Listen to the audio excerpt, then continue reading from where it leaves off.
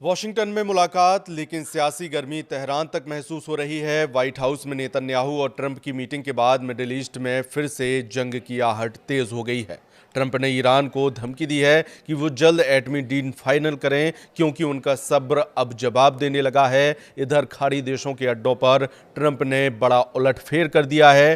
Qatar के अल उदैद military base पर जंगी जेटों का बड़ा बेड़ा रनवे पर पहुंच चुका है। ईरान अब अमेरिका का सबसे बड़ा हमला झेलने वाला है। ट्रंप ने फाइनल फैसला कर लिया है। उन्होंने ईरान को फोड़ डालने का मूड बना लिया है। समुद्र में ट्रंप अपनी सेना बढ़ाने वाले हैं। वो हथियारों की तादाद बढ़ा रहे हैं। पहले से मौजूद 2 जंगी बेड़ों के बाद भी ट्रंप अपना तीसरा जंगी लड़ाका भेजने का ऐलान कर रहे हैं। लेकिन हथियारों की जो नुमाइश अमेरिका ने की है, उससे सिग्नल मिल रहे हैं कि ईरान पर सुपर पावर पहले जमीनी अड्डों से धावा बोलेगा। ये वो हथियार हैं जिसने अमेरिका सर्वशक्तिमान है। अमेरिका के सबसे घातक जंगी लड़ाकों की मूवमेंट शुरू हो गई है।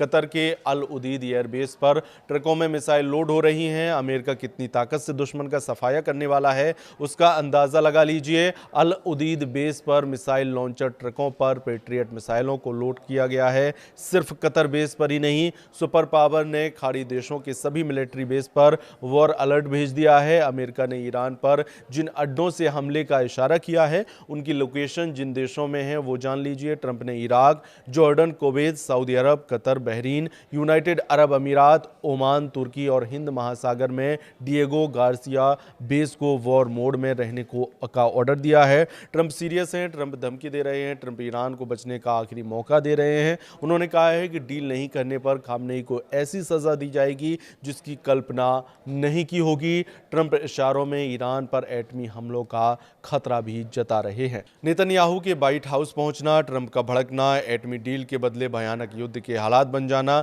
24 घंटे में अमेरिका, ईरान, इजराइल फिर उसी मोड़ पर आ खड़े हुए हैं जहां वो 1 साल पहले खड़े थे। बारूदी टकराव जब हुआ था, जब इजराइल अमेरिका ने मिलकर ईरान पर हमला किया था, लेकिन वो युद्ध अचानक भड़का था। सिर्फ 12 दिन तक चला था। इस बार तो जैसी तैयारी है, उससे साफ है कि ये लड़ाई एक खेमे के खात्मे पर ही खत्म होगी। ईरान के राष्ट्रपति ने ऐलान किया है कि वो न्यूक्लियर वेरिफिकेशन के लिए रेडी हैं, लेकिन किसी के प्रेशर में नहीं आने वाले। इस्लामिक क्रांति की 47वीं सालगिरह पर ईरान ने दुश्मनों के हिसाब बराबर करने की धमकी भी दे डाली। ईरान दावा कर रहा है कि उसे एटम बम की ज़रूरत नहीं है।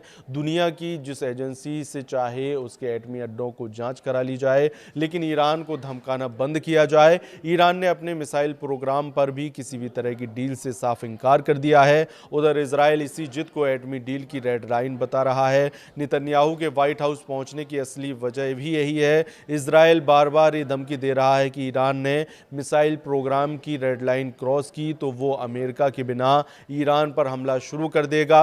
इजराइल के इस थ्रेट को ईरान अच्छी तरह भांप चुका है। ईरान के विदेश मंत्रालय के प्रवक्ता इस्माइल बाघेरी ने बताया है कि ट्रंप से ही हो रही डील में सभी पहलुओं पर सावधानी बरती जा रही है। इजराइल के पास इस बात की पुख्ता रिपोर्ट है कि ईरान हर महीने सैकड़ों मिसाइल बना रहा है। कुछ रिपोर्ट्स में आंकड़े हर महीने 300 मिसाइल बनाने के हैं। यही वजह है कि नेतन्याहू को लग रहा है कि जितनी देर ईरान पर हमला करने में होगी, उतनी ज़्यादा मिसाइल बनाकर ईरान उसके लिए बड़ा खतरा बन जाएगा। क्योंकि इस बार ईरान ने मिसाइल दागनी शुरू की तो फिर बचने का कोई रास्ता नहीं बचेगा। वहीं समंदर में मौजूद ट्रंप के जंगी बेड़ों का भी काल ईरान के पास है।